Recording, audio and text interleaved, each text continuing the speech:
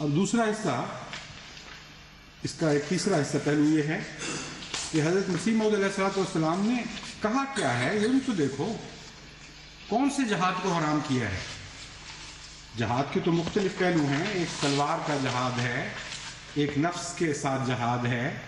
ایک تبلیغ اسلام کا جہاد ہے، ایک بڑا وسیع مضمون ہے۔ حرام کسے کہا؟ کیا اسلامی جہاد کے تصور کو حرام کہا یا لوگوں کے بگڑے ہوئے تصور کو حرام قرار دیا؟ جس نے کہا اس کی زبان سے سنو اور غور تو کرو کہ وہ کیا کہہ رہا ہے، کس چیز کو حرام کہہ رہا ہے اور کس چیز کو حلال بتا رہا ہے۔ آپ فرماتے ہیں، لیکن اس سے پہلے کہ میں آپ کا اقتباس پڑھ کے سناؤں،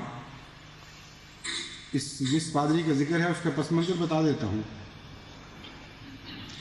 حضرت مسیح موعود علیہ السلام کے زمانے میں پادری، خصوصاً مسلمانوں سے مرتد ہوئے پادری، اسلام پر شدید حملے کر رہے تھے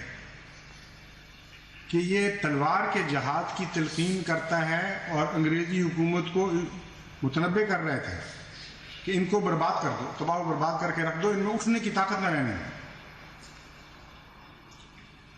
یہ وہ دور تھا جبکہ عیسائی پادری بڑھ بڑھ کر انگریزوں کو مسلمانوں کے خلاف اس وجہ سے بھڑکانا چاہتے تھے ان کے غلبے کے بعد، اور مسلمانوں میں بیچاروں میں تو کوئی جوش آ ہی نہیں رہا تھا۔ ان کی باتیں میں آپ کو سناؤں گا تو آپ حیران ہو جائیں گے کہ وہ اس کے نتیجے میں کیا سوچ رہے تھے اور کیا مخاطب ہو رہے تھے انگریز سے، اس سے کیا درخواستیں دے رہے تھے۔ لیکن یک طرفہ حملہ تھا ظالمانہ پادریوں کا، اور اسلام دشمنی کا ان کا ثبوت تھا۔ وہ چاہتے تھے کہ اس بہانے مسلمان کو ہندوستان میں کچل دیا جائے اور ہندو کی طاقت کی سرپرستی کی جائے اور اسے ابھارا جائے، اور ہندوؤں کا بھی یہی طریق تھا۔ وہ بار بار انگریز حکام کو مخاطب کر کے توجہ دلاتے تھے کہ اصل تمہیں خطرہ اگر ہے تو مسلمانوں سے ہے، مرے مٹوں کو مٹا دو اور بھی بالکل برباد کر دو، اٹھنے کی طاقت کا خیال تک ان کے دل سے نکال دو۔ اس وقت پادری عماد الدین، جس کا پہلے بھی ذکر آ چکا ہے، یہ سابق خطیب جامع مسجد اجمیر شریف صاحب تھے۔ یہ حضرت مسیح موعود علیہ السلام اس کے ایسے ہی الزامات کا جواب دیتے ہوئے فرماتے ہیں، اس نکتہ چین نے جو جہاد اسلام کا ذکر کیا ہے اور گمان کرتا ہے کہ قرآن بغیر لحاظ کسی شرط کے جہاد پر انگیختہ کرتا ہے، سو اس سے بڑھ کر اور کوئی جھوٹ اور افتراء نہیں۔ قرآن شریف صرف ان لوگوں کے ساتھ لڑنے کا حکم فرماتا ہے جو خدا کے بندوں کو اس پر ایمان لانے اور اس کے دین میں داخل ہونے سے روکتے ہیں، اور اس بات سے وہ خدا کے حکموں پر کاربند ہوں اور اس کی عبادت کریں، یعنی روکتے ہیں اس بات سے کہ وہ خدا کے حکموں پر کاربند ہوں اور اس کی عبادت کریں، اور وہ ان لوگوں سے لڑنے کے لیے حکم فرماتا ہے جو مسلمانوں سے بے وجہ لڑتے ہیں اور مومنوں کو ان کے گھروں سے اور وطنوں سے نکالتے ہیں اور خلق اللہ کو جبراً اپنے دین میں داخل کرتے ہیں اور دین اسلام کو نابود کرنا چاہتے ہیں اور لوگوں کو مسلمان ہونے سے روکتے ہیں۔ یہ وہ لوگ ہیں جن پر خدا تعالیٰ کا غضب ہے۔ وَوَجَبَ عَلَى الْمُؤْمِنِينَ أَن يُحَارِبُوهُمْ إِن لَمْ يَنْتَهُوا، یعنی مومنوں پر واجب ہے کہ ان سے لڑیں اگر وہ باز نہ آئیں۔ یہ ہے حضرت مسیح موعود علیہ السلام کی تنسیخ جہاد۔ اب اور سنیے، کس چیز کو حرام قرار دیا، کس چیز کے خلاف آپ نے جہاد کا علم بلند کیا۔ یہ بعض جاہل علماء اور بعض پادریوں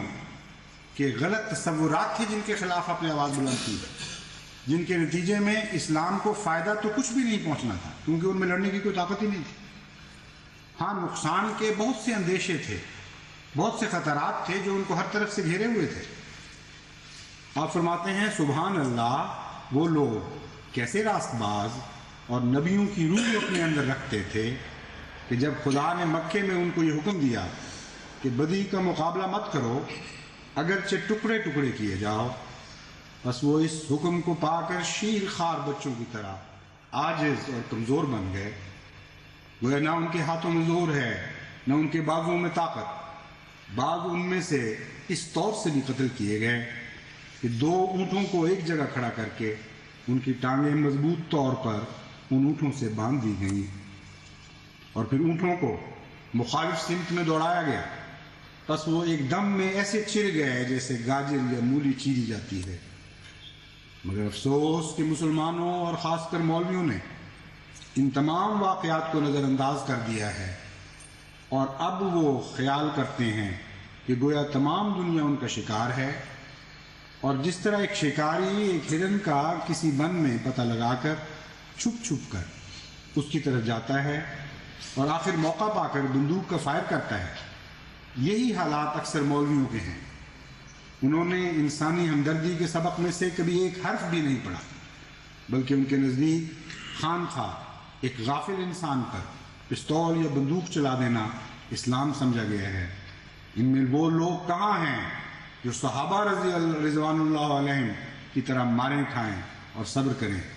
کیا خدا نے ہمیں یہ حکم دیا ہے کہ ہم خام خواہ بغیر ثبوت کسی جرم کے ایسے انسان کو کہ نہ ہم اسے جانتے ہیں اور نہ وہ ہمیں جانتا ہے غافل پا کر چھری سے ٹکڑے ٹکڑے کر دیں یا بندوق سے اس کا کام تمام کریں؟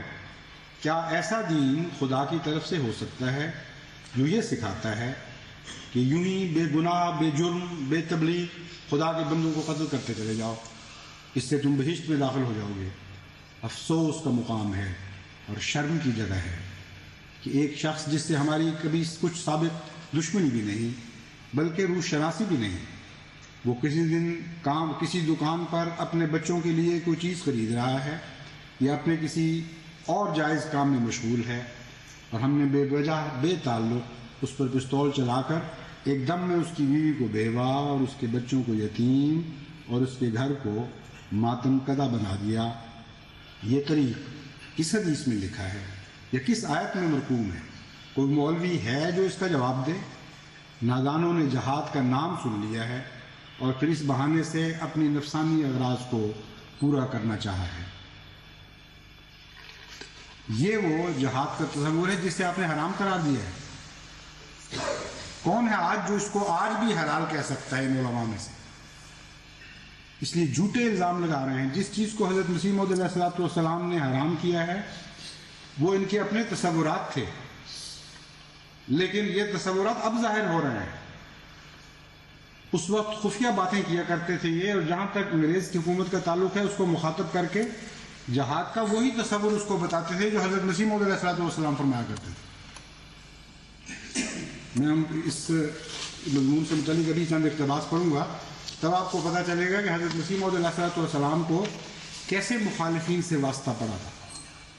یوں تو نہیں خدا اپنے بندوں کو چنا کرتا اور ان سے پیار کرتا، نہایت ہی دکھوں اور مصیبتوں کے ابتلا میں ڈالتا ہے، نہایت ہی ظالموں کے ساتھ واسطہ پڑتا ہے ان کو اور صبر سے کام لیتے ہیں، تب وہ خدا کے حضور مقدس اور پاکیزہ گنے جاتے ہیں اور ان لوگوں میں شمار ہوتے ہیں جو خدا کو پیارے ہوا کرتے ہیں۔ حضرت مسیح موعود علیہ السلام فرماتے ہیں فَرُفِعَتْ هَذِهِ السُّنَّةُ بِرَفْعِ أَسْبَابِهَا فِي هَذِهِ الْأَيَّامِ، یعنی تلوار کے ساتھ جہاد کے شرائط پائے نہ جانے کے باعث موجودہ ایام میں تلوار کا جہاد نہیں رہا۔ پھر فرمایا وَأُمِرْنَا أَن نَعُدَّ لِلْكَافِرِينَ كَمَا يَعُدُّونَ لَنَا وَلَا نَرْفَعُ الْحُسَامَ قَبْلَ أَن نَقْتُلَ بِالْحُسَامِ، اور ہمیں یہ حکم ہے کہ ہم کافروں کے مقابل میں اس قسم کی تیاری کریں جیسی وہ ہمارے مقابلے کے لیے کرتے ہیں، یا یہ کہ ہم کافروں سے ویسا ہی سلوک کریں جیسا وہ ہم سے کرتے ہیں،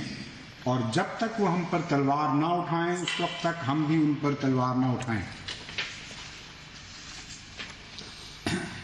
پھر فرماتے ہیں اس زمانے میں جہاد روحانی صورت سے رنگ پکڑ گیا ہے، اور اس زمانے میں جہاد یہی ہے کہ اعلاء کلمہ اسلام میں کوشش کریں۔ صرف یہ منسوخ فرمایا، وہ جہاد کا تصور منسوخ فرمایا جو علماء نے اپنی طرف سے بنا لیا تھا اور گھڑ لیا تھا۔ شرط جہاد نہ ہونے کے نتیجے میں جب تک وہ شرط پوری نہ ہو اس وقت تک جہاد کرنا منع ہے، یہ فرمایا۔ لیکن جہاد کا ایک حصہ ہے جو شرط نہ پوری ہونے کی وجہ سے منع ہے۔ جہاد کا جہاں تک وسیع تر تعلق ہے، وسیع تر مضمون کا تعلق ہے، آپ فرماتے ہیں جہاد فی ذات ہی تو کبھی منسوخ ہو ہی نہیں سکتا، ہر حال میں ہمیشہ لازماً جاری رہے گا، اس کی کوئی نہ کوئی صورت ایسی ہے جسے مومن سر انجام دے سکتا ہے۔ چنانچہ فرماتے ہیں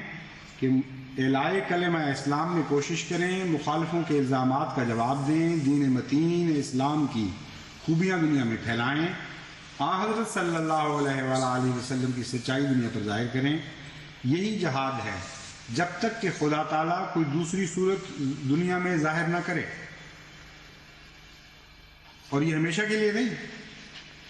دوسری صورت سے مراد یہ ہے کہ جب دشمن اسلام جبر سے کام لے گا مذہب کے خلاف تو تمہیں بھی اجازت ہو جائے گی۔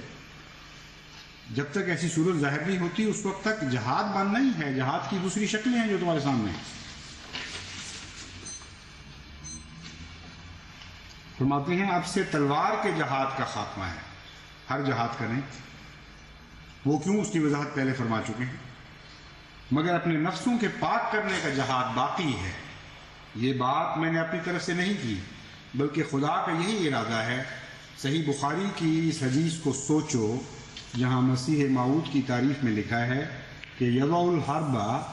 یعنی مسیح جب آئے گا تو دینی جنگوں کا خاتمہ کر دے گا۔ حضرت صلی اللہ علیہ وسلم کے الفاظ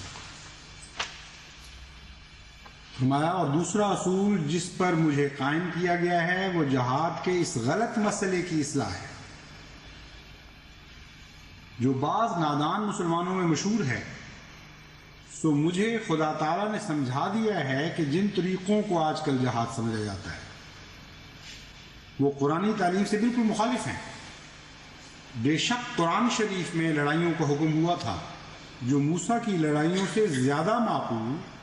اور یشوع بن نون کی لڑائیوں سے زیادہ پسندیدگی اپنے اندر رکھتا تھا، اور اس کی بنا صرف اس بات پر تھی کہ جنہوں نے مسلمانوں کے قتل کرنے کے لیے ناحق تلواریں اٹھائیں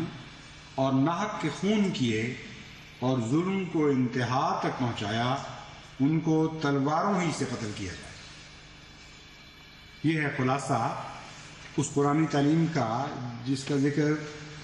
اس آیت کریمہ میں ملتا ہے جس کی میں نے خطبے سے پہلے تلاوت کی تھی۔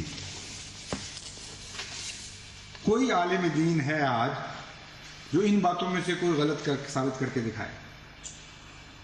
کہاں اعتراض کا محل ہے، کہاں گنجائش ہے؟ ایک جھوٹی، ایک فرضی بات حضرت مسیح موعود علیہ الصلوۃ والسلام کی طرف منسوب کر کے دیدہ دانستہ خود پڑھا ہوا ہے ان کتابوں کو، ان سے یہ سارے پہلو چھپاتے ہیں اور یہ ظاہر کرتے ہیں کہ حضرت مسیح موعود علیہ الصلوۃ والسلام کو انگریز نے جہاد کی تنسیخ کے لیے کھڑا کیا تھا، اور اگر یہ نہ کھڑے ہوتے تو انگریز مارا جاتا۔ سارے مسلمانوں نے تباہ کر کے رکھ دینا تھا سلطنت انگریزیہ کو